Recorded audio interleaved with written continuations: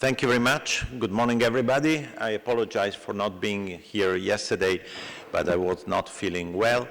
But I'm very glad to be here, and if they can put on my, yes, great. Today thank you.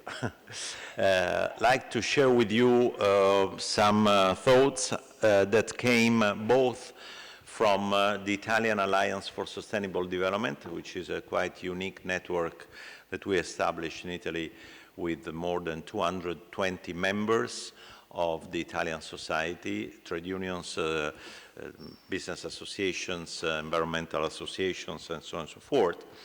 And we just published last week our report on the state of Italy, but also the state of Europe vis-à-vis the 17 Sustainable Development Goals. But then in the second half of my presentation, I will focus on the ILO report on the future work that I was lucky to contribute for the Global Commission on the Future of Work. I think that we share here a lot of concerns about the future of our world. When we talk about sustainability, we shouldn't think just about environmental sustainability.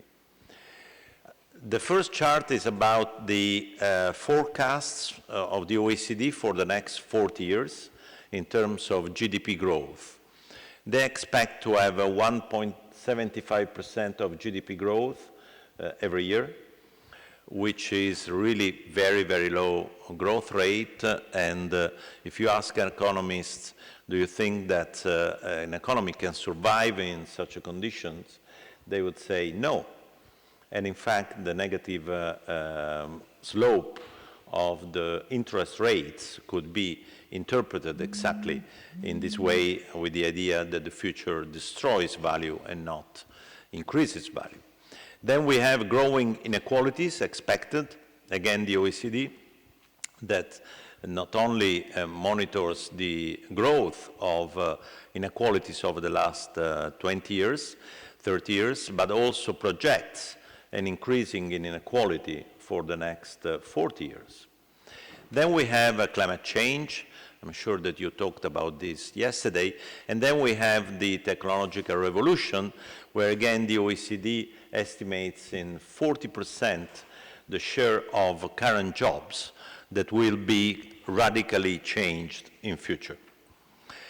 Don't forget this point, because I will come back towards the end on how we have to change the way in which we compute the role of labor in business accounting and in national accounting. You may remember this chart that comes from the Club of Rome Limits to Growth report in 1972. The dotted lines are the projections, one of the scenarios of the Club of Rome. And you see, for example, in the red line, the dotted line, the expected increase of population up to 8 billion people by 2030, and then the scenario was taking us back to 6 billion by the end of the century. 2 billion people would disappear, and not because we go and colonize another planet, but because we kill each other, because people will face terrible diseases and food not enough, and so on and so forth. The continuous lines are the actual trends over the last 40 years. For many years, the Club of Rome was attacked by economists, saying that these were crazy ideas. But as you can see, we are almost on the paths identified by Limits to Growth in 1972. The point I would like to make here is that the unsustainability is much broader than just pure environmental unsustainability. The economic, the social, and therefore the institutional unsustainability are becoming clearer and clearer. And by the way, these explain the tendency to retrotopia, as Bauman mentioned it, calls it. So it's the idea that in front of these risky scenarios, people just want to go back, dream of going back to a golden age that, of course, didn't exist. But you may explain votes for sovereignism or nationalism in this way, and this is exactly what could happen even more in future. If we are worried about the environmental sustainability, let me share with you this video. You have two monkeys here. They have to perform a simple task, move a rock, and at a certain point they get a cucumber, but at a certain point one of the two gets a grape. This monkey does the job, gets cucumber,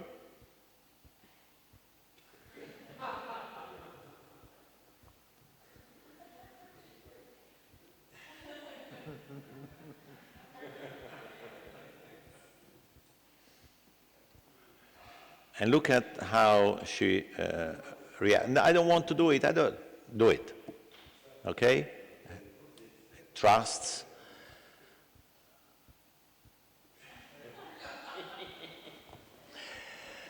Now, this is a very serious stuff, because if even monkeys react in this way to inequalities, how will human beings react? And what kind of inequalities are we talking about here? I would say inequalities between those who see a possible future for them and those who don't see a future for them. Don't forget that sustainable development is about the capacity of a generation to meet its own needs without blocking the possibility of the future generations to do the same. It's an issue of intergenerational justice. It's not an issue of environment, it's not an issue of social and so on, it's an issue of intergenerational environment. This explains why are you, young people, who are in the streets around the world. But what if those who don't see any future for them because, for example, of automation, starts voting for some politicians who just promise everything to them and give a sense of protection, eventually elevating walls, putting people in the sea, and so on and so forth. It's happening. Oh, by the way, you know, if the figure that was very impactful in the overall debate that by 2050 the weight of plastic in our oceans will be higher than the weight of fishes. Do you have an idea of how many human meat we have put in the Mediterranean Sea over the last few years in terms of tons? I normally don't say the figure. It's huge. And this is exactly another way to put, unfortunately, human wastes out of the game. The 2030 Agenda of Sustainable Development, that I assume everybody knows at this point, is exactly a rescue plan to avoid the scenario that I just mentioned to you. And it's very nice in conferences, in papers and so on, enumerate the 17 goals, and then we normally say there are 4 pillars, economy, society, environment, institutions, 3 principles, the integration of these dimensions, universality and participation. But what does integration mean?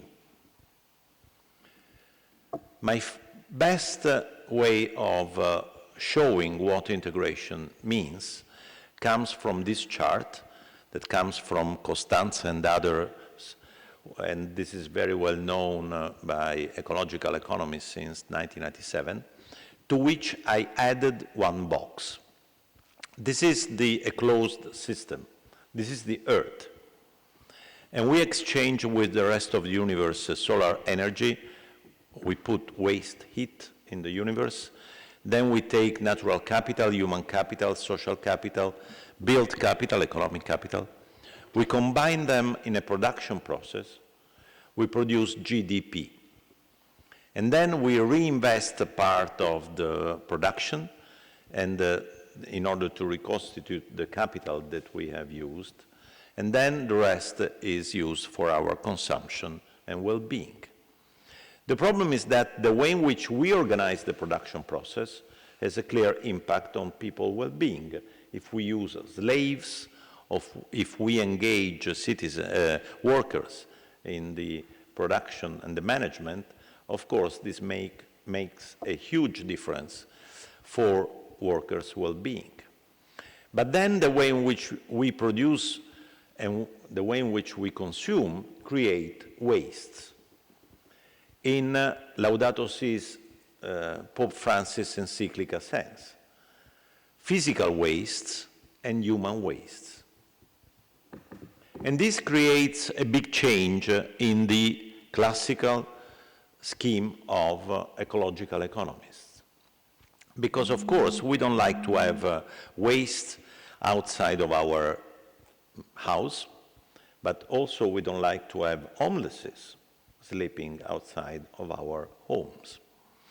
Wastes have a direct negative impact on well-being, but then the physical waste have an impact on ecological services, which have an impact on well-being, and this is the box that I added. The human wastes have a negative impact on the social system services. Peace, common view of future, trust. Now, if we put the 17 goals on this scheme,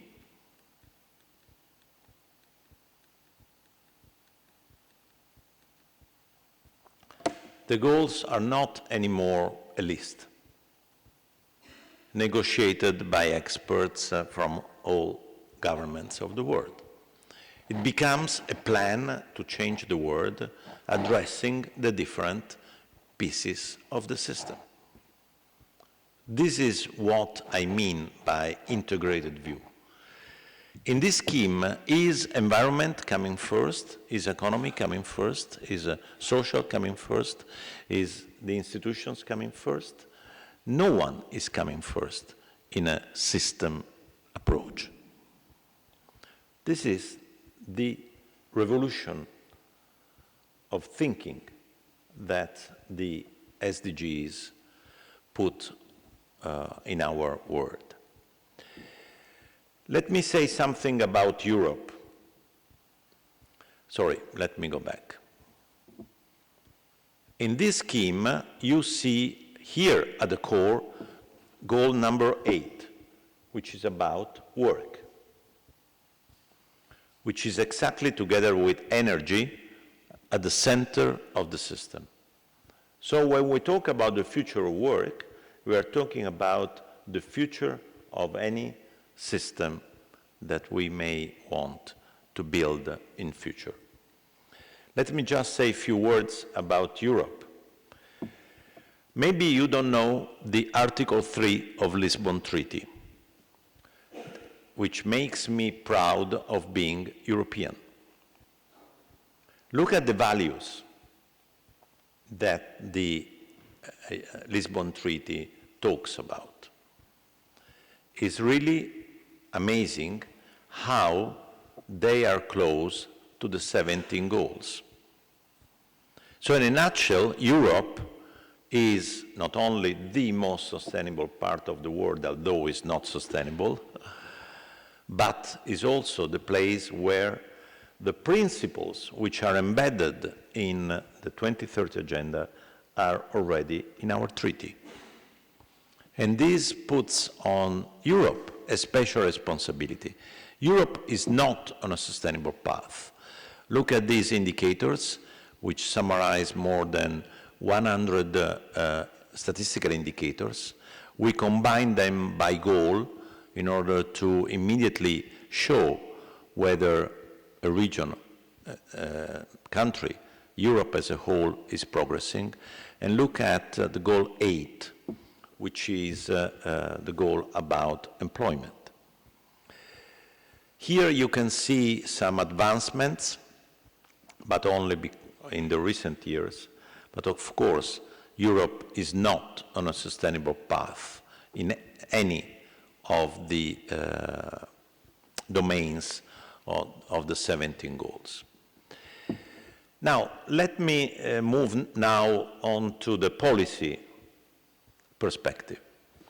I'm very proud, I'm very happy that we issued this report, Sustainable Equality, at the beginning of this year. This is the Independent Commission on Sustainable Equality established by the Socialist and Democratic Parliamentarian Group at European level. Commission, we worked for 1 year, and then we issued more than 100 proposals on how to change the EU policies. At the core of the new political framework that we proposed, and especially personally I've been proposing over the last 3 years, is the revision of the European semester, which is the policy process that coordinates economic, social, environmental policies at European level. And I'm very happy that the new president-elect of the European Union, of the European Commission, picked up this proposal, together with the fact that she wrote to all commissioners and vice presidents saying, you are responsible for achieving the 17 goals. But this process, this governance structure, would make the European policies and national policies making a jump, because Europe will be the first part of the world that will take seriously, if implemented, the 17 goals in its overall policies. And this will oblige the different European countries to follow exactly the same path, as all the funds that will be provided in the multi-annual framework 2021-2027 will be designed around the 2030 agenda. If implemented, this is an absolute revolution. No other countries in the world have done so far this kind of revolution, and I think is a great opportunity. Now let me share with you the results of a project that we have developed, that I have developed with the Joint Research Center of the European Commission. You can find some papers already published on the JRC website. Everything started from this chart. If you have small shocks or short-time shocks, you can absorb these shocks without any problem. If the shocks are wider, larger, or longer, you need to adapt your system. But if shocks are very large or very long, you need to transform your system. Now, you should ask yourself, where are we? Where are we as a country? Where are we as a continent? Where are we as a world? You can answer differently depending on the type of shocks that you are considering. But what we developed in this research is a policy framework around 5 keywords: prevention measures, preparation measures, protection measures, promotion measures, transformation measures. We get away from economic, social, environmental policies, which is a nonsense in a systemic approach. Of course, when you are in a stability area, you can give more emphasis to some of these measures.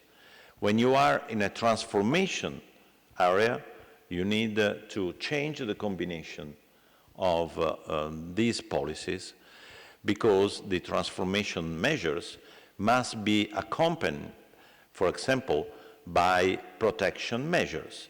Otherwise, you have the gilets jaunes or many other negative reactions by people who don't trust that they will be better off after the transformation.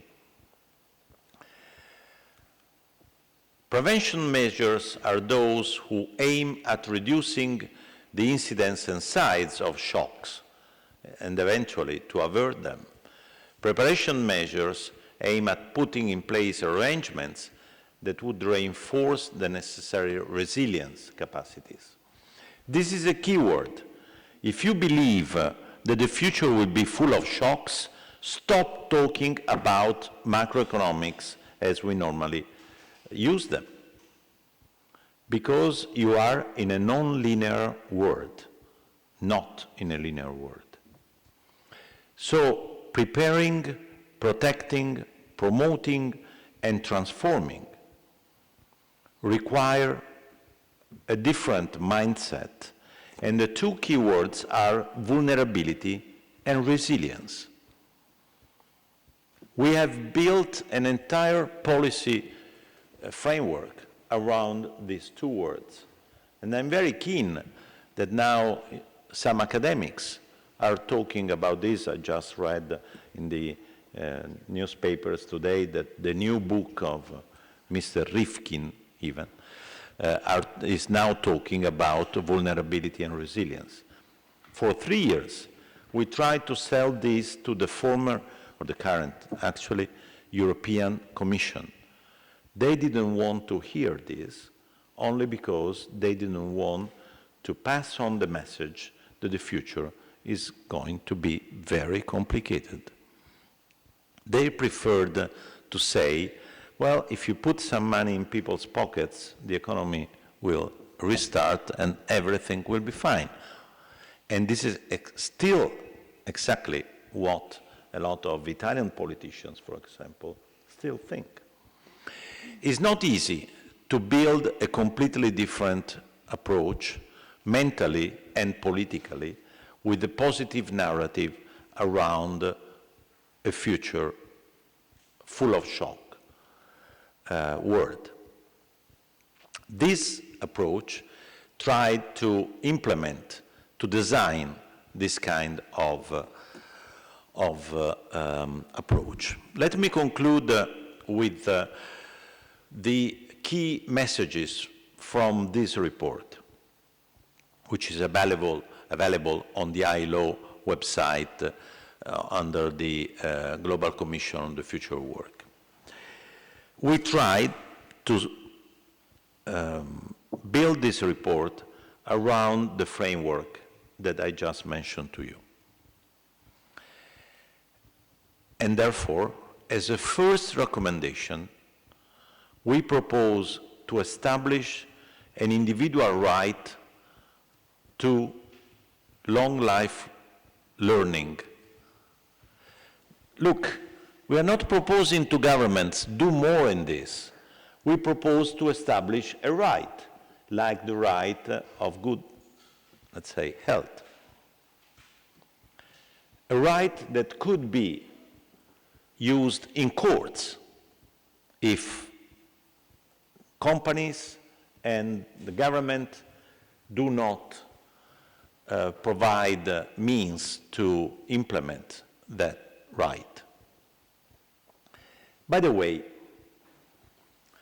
can we address the technological shocks and the incredible need for training, education, as some of the papers already mentioned, if any single euro spent by a company in training is 1 euro less in terms of profits? Can we invest in education from the public point of view if the education expenditures are counted as current expenditure and not as an investment? I've been advocating since I was a chief statistician of the OECD until 2009 to change the system of national accounts worldwide to do that. I failed. As a Commission, we try to understand why we have currently these rules. And there is one line in the business accounting at the world level which says people are not part of the assets of a company because they are not fully under full control of the company. This is the motivation by which people are not counted as an asset. And there is an historical reason for that. It's because there was a time when people were counted as assets of companies, when they were slaves. In order to mark the difference from that time, we count people as a cost. Great advancement, really huge advancement. Now, can we change this? Yes, we could. With the OECD, during a conversation last week, and the OECD, together with UN and the other big international organizations, have now to revise the national accounts rules. One possibility is to consider human capital as a capital owned by household sector, by people. But this capital could be increased by investments made by other institutional sectors, such as the private sector and the public administration. In this way, we could account for public and private expenditures in education and training as an investment that would increase a capital that is owned by people. You see what I mean? If you have some knowledge about the accounts, you can see that this could work. And this would not put people again under the full control of companies, but would recognize their power on themselves.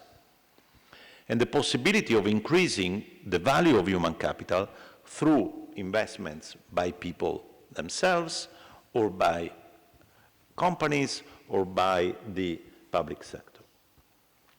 So, in a nutshell, we must change accounting rules if we want to have a hope to generate the amount of education and training needed, at least to give a hope to people, not necessarily to rescue them. This is not a gala dinner. Because what is coming is a combination of huge shocks. In the rest of the report, we made other recommendations, but the overall report is about the idea of building a human-centered agenda for the future of work. And our recommendations, I think, that now are being discussed at the ILO but should be discussed elsewhere, including here, contains several concrete proposals on how to move forward. In the last minute, let me just quote two other points. The first one is the establishment of a universal labor guarantee, a minimum set of rights that each and every worker, no matter what contract or as an independent worker he or she has, would be recognized by law. And the third point is the increasing investment in decent and sustainable work, which would require not only the change of accounting rules, but also a completely different approach, cultural approach, that would increase resilience in people, eventually through systems that allow them to prepare, to protect, to promote, to transform, etc., in a lifespan. Because the amount of shocks that we are facing require us to think in terms of that chart where we are in the transformation area and not just in the absorption or adaptation area. Thank you very much.